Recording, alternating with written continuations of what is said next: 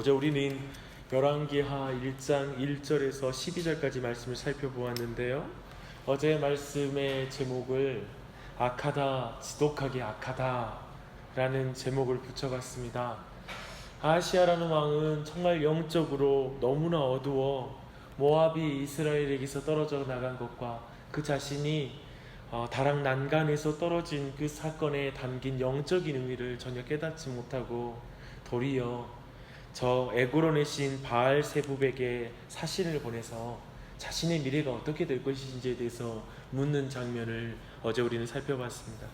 하나님은 바알세붑에게 물으러 가는 사신 앞에 엘리야를 보내죠. 그래서 이스라엘에 하나님이 없어서 너희가 에그론의 신 바알세붑에게 물으러 가느냐 라고 말씀을 아하시아에게 전하도록 그를 막아섭니다. 그런데 아하시아는 엘리야를 통한 하나님의 말씀을 듣고도 회개하는 것이 아니라 그는 도리어 군사를 엘리야에게 보내는 것을 봅니다. 어제 살핀 것처럼 50부장과 50명의 군사 또한 아하시아와 똑같이 악한 자들이었다는 것을 살펴보았습니다. 그들의 말과 행동을 보면 그들은 하나님을, 참된 왕이신 하나님을 눈에 보이는 왕인 아하시아의 권위보다 낮게 여기는 그런 신성모독의 죄를 범하는 것을 보게 되죠. 특별히 50부장이 엘리야에게 왕의 명령이 절대적인 것이냐, 무례하게 명령조로 내려와라 라고 이렇게 말하는 장면을 보게 됩니다. 마치 하나님조차도 왕의 권세 아래에 있다라고 말하는 것과 다름없는 행동이었죠. 사실 50부장과 엘리야의 대결은 마치 바알을 숭배하던 그 제사장들과 엘리야의 대결보다 더 무서운 대결이었습니다. 왜냐하면 이 일로 하늘에서 불이 떨어져서 저 짐승이 태워지는 것이 아니라 50부장과 50명의 그 군사들이 불태워지는 비참한 결과로 이어지기 때문에 그렇습니다. 아합이 다스리던 시절에 갈멜산에서 하늘에서 불이 떨어짐으로 말미암아 모든 이방신은 헛된 신이고 오직 여호와 하나님만이 참된 신이라는 게 이미 증명이 되었죠. 그런데 이제 그 아들 때인 아하시아 때 하나님이 두 번이나 그의 완고함 가운데 보낸 그 50명의 군사들과 50부장이 하늘에 내려지는 불로 태워지는 장면을 보면서도 놀랍게도 아하시아는 돌이키질 않습니다. 회개하지를 않습니다. 그래서 그는 지금 계속해서 자기의 힘으로 하나님하고 싸워보겠다고 그냥 달려드는 그런 모습입니다. 마치 어린아이가 아버지 이기겠다고 주먹을 쥐고 달려드는 5살짜리 꼬마처럼 하나님을 향해 지금 달려들고 있는 장면이 이 장면입니다. 그런데 왕이 세 번째 보낸 50부장에게 이제 변화가 나타납니다. 그의 말과 태도는 이전의 50부장들의 말과 태도와는 전혀 다른 모습을 보여주고 있습니다. 세 번째 50부장은 왕의 권위를 거들먹거리면서 하나님의 사람 엘리야를 하대하지 않아요. 그는 엘리야에게 내려오라 라는 그런 명령 대신에 직접 엘리야에게 올라갔다라고 오늘 말씀은 말하고 있습니다. 그뿐만 아니라 엘리야 앞에 올라가서 엘리야 앞에 무릎을 꿇고 엎드려 간구했다라고 말합니다. 이렇게 간구하죠. 하나님의 사람이여, 원하건대 나의 생명과 당신의 종인 이 50명의 생명을 당신은 귀히 보소서. 즉 지금 자신의 생명을 살려달라고 이제 엘리야 앞에 엎드릴 것입니다. 한 사람 50부장은 하나님께 힘으로 대결하는 게 아니라 지금 왕이 자기에게 명령 내렸잖아요. 아하시아의 명령보다 하나님의 권위를 더 높이 여기는 것이죠. 그리고 하나님께서 진정 생명을 주관하고 있다는 걸 인정하는 것이죠. 그래서 겸손하게 기도하는 자리에 내려가는 거예요. 이렇게 겸손하게 기도하는 자리에 내려가자 그의 생명이 구원함을 받는 것이죠. 이 원리는 지금도 계속되죠. 나의 생명을 저 에그론의 신 바알세붑에게 지금 물어보러 가는 것이 생명을 살려주는 게 아니라 생명의 주관자이시고 모든 역사의 주관자이신 하나님 앞에 무릎을 꿇고 겸손해질 때에만 그 생명이 구원받는다는 걸 지금 보여주고 있는 것입니다. 이렇게 함으로써 세 번째 50부장은 앞에 2명의 50부장과 아하시아가 가진 문제를 더 신랄하게 고발하는 거예요. 그것이 그들이 가진 문제가 뭐냐면 하나님의 사람을 무시하는 거예요. 하나님의 사람 엘리야를 무시하는 거예요. 그들이 하나님의 사람을 무시했다라는 것은 산꼭대기에 있는 엘리야를 내려오라 라고 이렇게 말하는 이 명령하는 태도가 근본적으로 하나님의 사람을 무시하는 태도를 보여주는 것입니다. 그것은 마치 높은 곳에 좌정하신 하나님을 향하여 내려오십시오, 내려오십시다, 이리 내려오세요 라고 말하는 것과 똑같은 행동이 바로 아하시아의 행동이었습니다. 그들이 스스로 하나님보다 높은 곳에 위치한 것처럼 스스로를 여긴 거예요. 잘 보십시오. 열왕기하 1장에서 보면요, 내려오라, 올라가다 이 표현이 되게 많아요. 그리고 여기 안에 되게 많은 영적인 의미가 있습니다. 59장이 이제 낮은 자리에 가자 하나님 편에서 이제 변화의 조짐이 일어나요. 하나님이 여호와의 사자를 통해서 엘리야에게 너는 두려워하지 말고 함께 내려가라고 말해요. 여기서도 내려가라는 표현을 쓰죠. 함께 내려가라 라고 말해요. 그리고 하나님이 내려가라고 하자 그제서야 엘리야는 59장과 함께 내려와 왕에게 갔다라고 성경은 말하고 있습니다. 근데 저는 여기에서 오늘 이 이야기에서 두 가지의 중요한 영적인 교훈을 같이 나누기로 합니다. 이게 우리 안에 좀 오늘 아침에 기도 제목이 됐으면 좋겠습니다. 첫째는 하나님의 사람에 대한 태도가 하나님께 대한 태도와 직결된다는 거예요. 저는 젊었을 때 이런 말씀의 가르침에 대한 반감이 컸던 것 같습니다. 왜냐하면 내가 하나님하고 직접 통한다라고 생각을 했어요. 마찬가지로 우리도 만인 제사장을 말하고 우리도 충분히 누군가를 통하여 하나님을 따라간다는 그런 개념은 아니라는 거 분명히 여러분 주의하시길 바랍니다. 하지만 오늘 아마도 목회자에 대한 권위주의적인 거에 대한 반감, 맹신적인 존경에 대한 반감이 제가 젊었을 때 더 강했던 것 같습니다.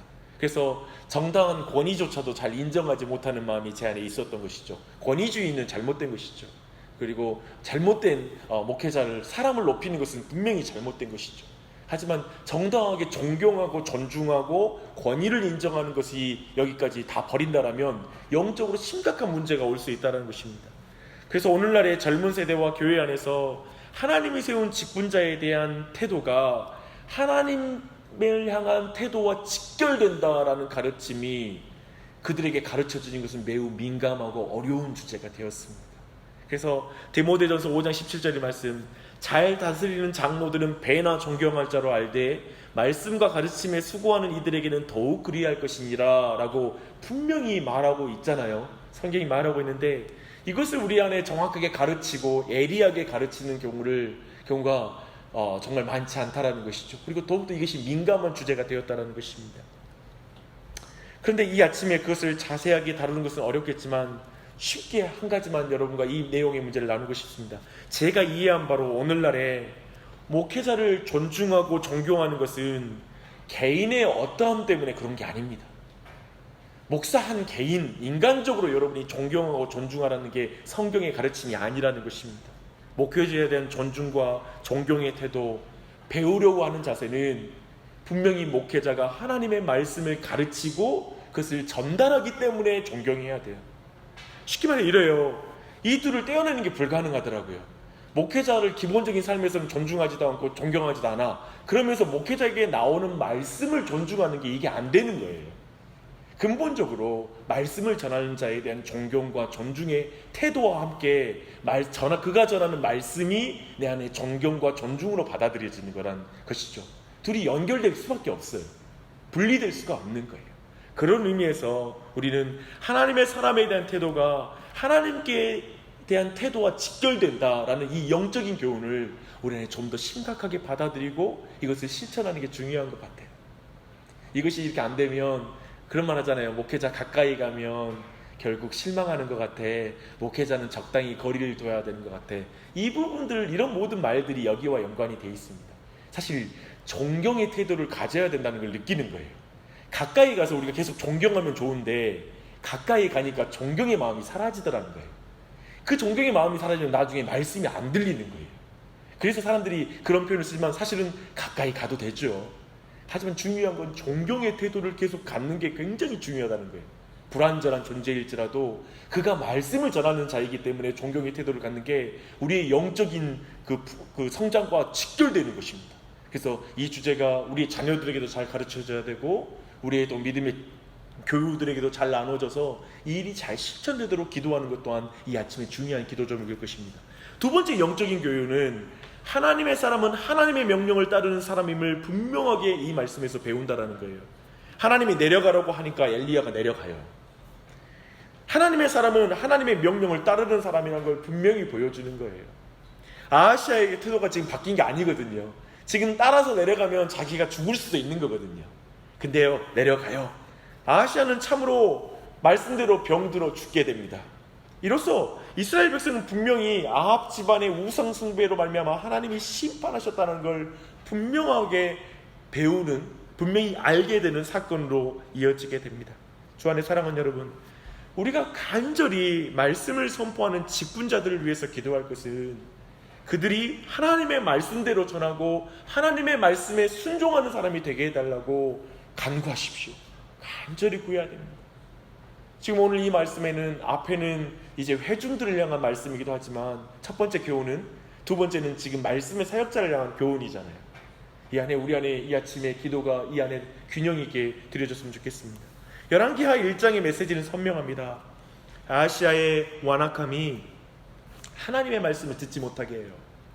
그리고 물론 하나님의 말씀을 듣지 못하면 사람이 더 완악해져요. 이게 같이 가요. 그가 말씀을 듣지 못하는 것은 지금 자신을 가장 높은 곳에 위치에다가 올려놨기 때문에 그렇습니다. 그것이 가시적으로 드러나는 게 하나님의 사람에 대한 태도에서 드러나는 거예요. 자기가 지금 높아졌구나라는 게 지금 말씀을 전하는 사역자들에 대한 태도에서 우리가 스스로를 체크할 수가 있어요. 말씀을 선포하는 자에 대한 태도에서 하나님을 향한 영적인 태도가 고스란히 드러나기 때문에 그렇습니다. 근데요, 이렇게 교만해졌을 때 그 결과는 참담해요.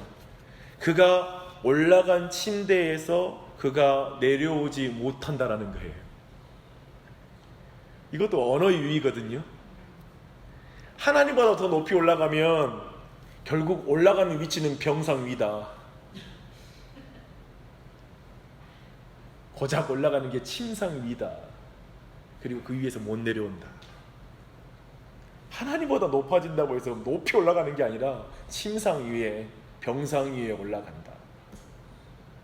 그걸 말해주는 거예요. 심지어는 아하시아는 대를 이을 아들도 없이 죽어요. 그래서 이제 드디어 아합의 시대가 끝나는 거죠. 아합 왕조가 끝장이 나는 거예요. 그래서 이 아침에 우리 모두가 이 말씀 안에서 교훈을 얻고 우리 안에 기도 제목을 발견하고 나아갔으면 좋겠습니다. 특별히 우리의 자녀들과 온 교회가 지금 50부장과 그리고 아하시아, 두 명의 50부장과 아하시아처럼 그렇게 하나님께 대하여 마땅히 가져야 할 태도들과 그 경외심을 잃어버리지 않도록, 그러한 자리에 처하지 않도록 늘 경외심을 가지고 하나님 앞에 겸손하게 무릎 꿇을 수 있도록, 그리고 엎드리는 자로 하나님의 말씀의 사역자 앞에 존경과 겸손의 태도를 가질 수 있는 우리의 자녀들이 되게 해주십시오. 그리고 우리 온 교회가 되게 해주십시오. 그 가운데 영적인 원리 가운데 또 바른 말씀을 전파할 수 있는 목회자가 되게 해주시고 순종하는 사역자가 되게 해주십시오. 이렇게 생각하면 우리가 기도할 게 지금 많아요. 이 아침에도 기도할 게 너무 많아요. 그래서 그 기도를 하나님 앞에 드림으로 또 일평생 하나님을 경외하며 참 신앙 안에서 성장하는 우리 모두가 되기를 예수님의 이름으로 축원합니다. 기도하겠습니다. 하나님 아버지, 이 아침에도 우리 모두에게 열왕기하 1장의 말씀을 통하여 하나님의 말씀을 들려주시니 감사합니다. 하나님, 혹시 우리 모두가 요즘 하나님보다 높아지는 그 자리에 우리의 마음을 두지 않았는지요?